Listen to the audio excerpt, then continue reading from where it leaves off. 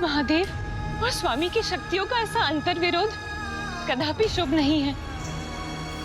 इसलिए अब मुझे भी वहां उपस्थित होना ही होगा, जहां प्रभु महादेव और स्वामी एक दूसरे के समक्ष हैं।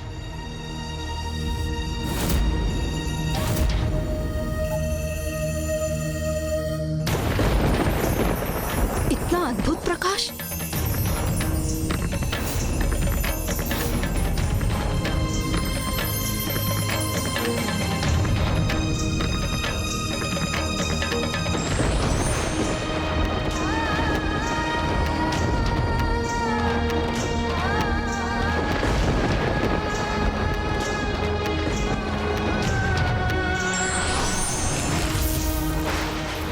अद्भुत, आश्चर्य! प्रभु महादेव और प्रभु श्री हरि नारायण के सौम्य रूप में उनके दर्शन करने का अद्भुत सौभाग्य प्राप्त हो रहा है हमें।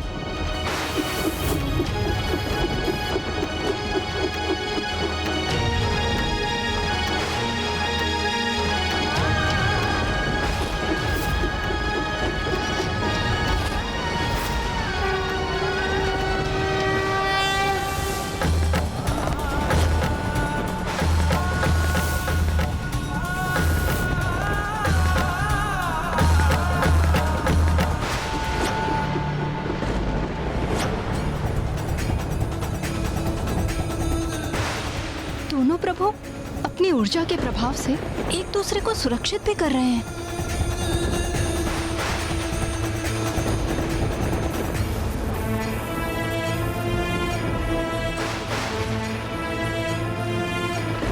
निस्वार्थ प्रेम का कितना अनूठा उदाहरण है ये। भले ही श्री हरि नारायण सब कुछ भूल चुके हों, किंतु उनके अंतर मन में अभी भी महादेव के प्रति अगाध भक्ति और प्रेम है, और कदाचित इसीलिए उनका ही अंश उनके विरुद्ध जाकर महादेव को रक्षित भी कर रहा है।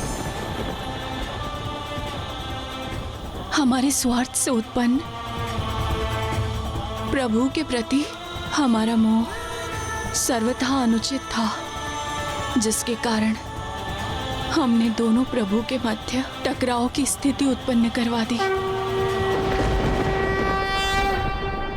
प्रभु श्री हरि नारायण का चक्र और प्रभु महादेव का त्रिशूल, ये दोनों अस्त्र होते हुए भी एक दूसरे को नष्ट करने में असमर्थ थे, क्योंकि इनके माध्यम से दोनों प्रभु का परस्पर स्नेह ही प्रदर्शित हो रहा था। इसीलिए इनके टकराव से जो प्रकाश उत्पन्न हुआ, उसने पंच सुंदरियों के भीतर लोभ और मोह के शेष विकारों को भी नष्ट कर दिया, जिसके कारण वो अनुचित मोह और अटूट स्नेह के भेद को पहचानने में समर्थ हुई। किंतु प्रभु, मैं अभी भी एक दुविधा में हूँ। यदि प्रभु श्री हरि नारायण और महादेव के अंश एक दूसरे को रक्षित कर रहे थे, तो फिर भी आपस में युद्ध क्यों कर रहे थे? ये इसलिए मूषक जी, क्योंकि प्रभु श्री हरि नारायण को अभी भी कुछ स्मरण नहीं आया था। वो तो पंच सुंदरियों को दिए हुए वरदान से अभी भी बंधे हुए थे, और जब तक वो उस स्थिति से बाहर नहीं आते, तब तक उस युद्ध को रोकने का कोई उपाय शेष नहीं था। और अब इस युद्ध में वो होने जा रहा था जिसे कोई नहीं टाल सकता था। एक ओर मेरे प्रभु महादेव ने पशुपतास्त्र का आवाहन कर लिया था, तो वहीं श्री हरि नारायण ने अपने नारायण अस्त्र का, वो नारायण अस्त्र जिसमें समस्त ब्रह्मांड की समस्त ऊर्जा संचित है,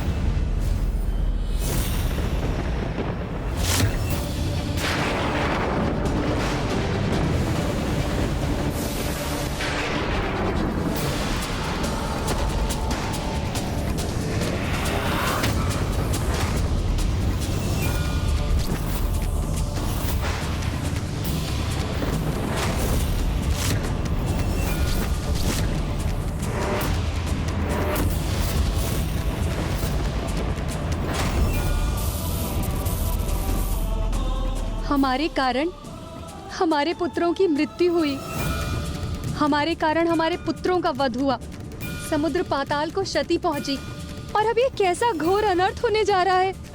ये विध्वंस तो समस्त संसार के लिए विनाशकारी होगा।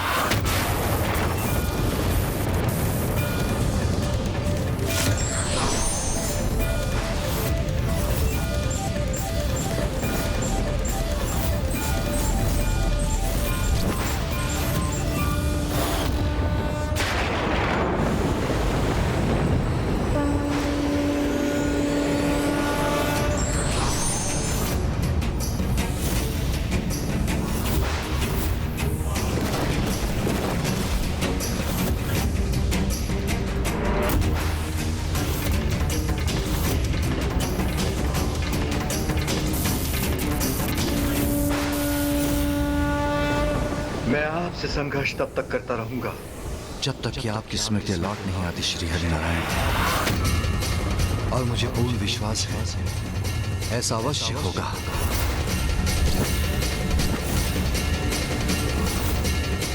वो पशुपति अस्त्र जिसमें जगत के समस्त जीवों की ऊर्जा समाहित होती है, उसका प्रयोग अब नारायण अस्त्र के विरुद्ध होने जा रहा था।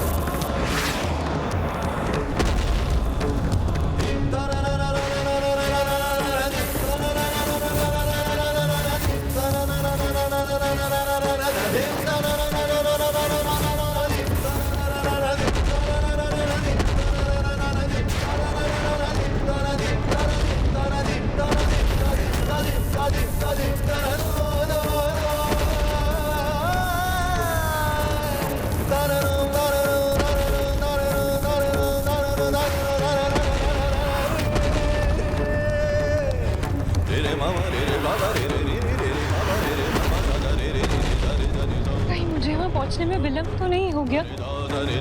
वो सर्वनाशी युद्ध आरंभ तो नहीं हो गया?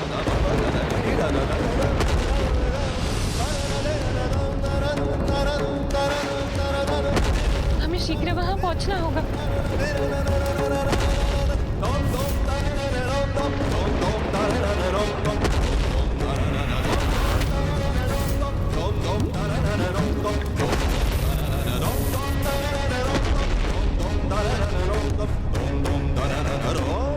प्रभु की ये कैसी लीला है जो मेरे लिए सर्वथा अकल्पनीय है, वो कैसे घटित हो रहा है आज। स्वामी और श्री हरि नारायण परस्पर युद्ध करने के लिए क्यों तत्पर हो रहे हैं?